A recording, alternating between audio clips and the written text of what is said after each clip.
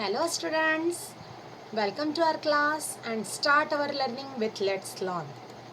And our today's topic is equation describing the relation between displacement and time. That is the Newton's second equation of motion. S equals to ut plus half at square. In our previous lecture, we described the relation between velocity and time. That means the Newton's first equation of motion. In this lecture, we will describe the relation between displacement and time. Let's move on. This is our velocity time graph. This graph we used in our previous description, that is the relation between the velocity and time. We will use again this graph. This is a graph showing the time in x-axis and velocity on y-axis. As the previous description, that is the relation between velocity and time, we have to write the assumption in your own words, student, and includes the initial velocity of an object, final velocity, distance covered by the object, acceleration, time, and distance covered by the object. So let's start. This is your graph. Time is shown in x-axis, velocity is shown in y-axis. Here any object starts its motion from the point D, not a origin point 0.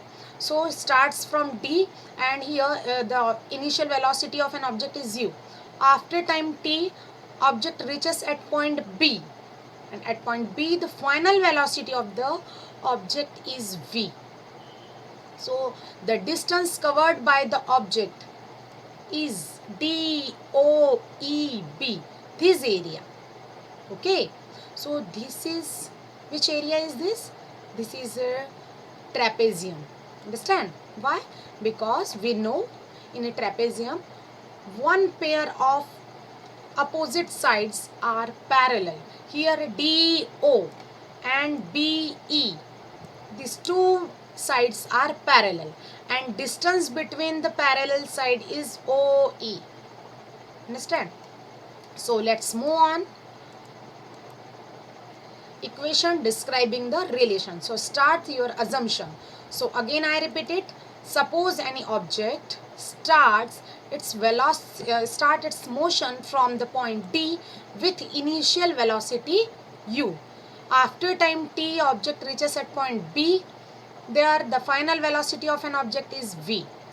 So in this graph, by this graph, distance DO or OD equals to u, distance OC equals to v.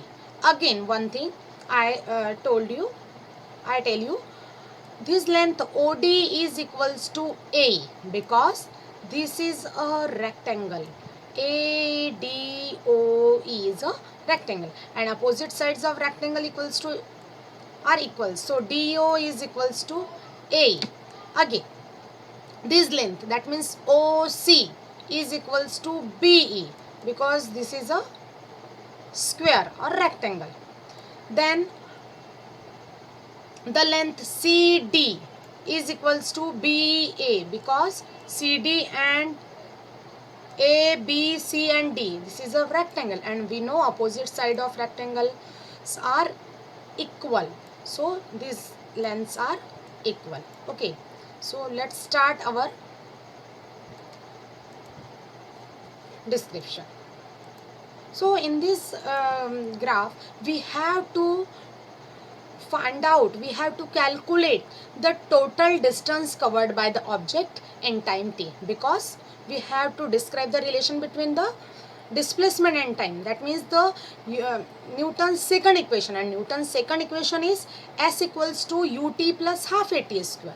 So there S is a distance covered by the object. So starts your assumption from your explanation from the S, and S is a distance covered by the object. That means this area that I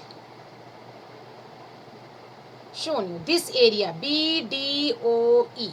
Understand? And this is the trapezium. So right here the distance covered by the object in time t equals to area of trapezium, DOEB. Then area of trapezium In the figure, you can see the area of trapezium is divided into two figures. This is a triangle and this is a rectangle. So BDA is a triangle and ADO is a rectangle. So right here S equals to area of rectangle plus area of triangle this. Next put the formula, you know the formula of area of rectangle and triangle also. So the area of rectangle is the product of the two adjacent side. So right here CD into DA, area of rectangle sorry, this is our trapezium. So our rectangle is DO, E and A. So our one side DO or OD into OE. Okay, then area of triangle equals to 1 upon 2 DA into AB, 1 upon 2 base into height. So 1 upon 2 base is a DA and height is a AB. So right here 1 upon 2 DA into AB. Okay, then put all the values here. S equals to OD, the value of OD is U. OE, value of OE is T here. Then 1 upon 2. Then DA equals to T because DA is equals to OE. So DA is also equals to T. Then AB. Then AB. Now here I write the value of AB. This AB is equals to 80. Why? Because AB is opposite to CD and we know the value of CD is 80. How? Let's see. In the previous assumption, in the previous description, we use this formula. A equals to change in velocity upon time. We know the acceleration equals to change in velocity upon time. So right here A equals to V minus U upon T. And V is this length OC minus OD.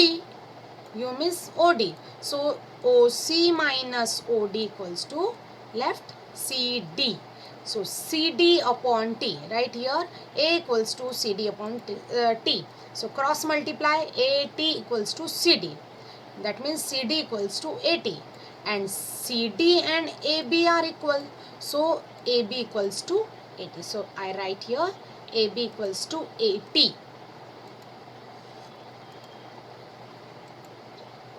So from the equation number 1, S equals to, see here, S equals to U into T, UT plus half A T into T is a T square. So our final equation is S equals to UT plus half AT square. So this is our Newton's second equation of motion.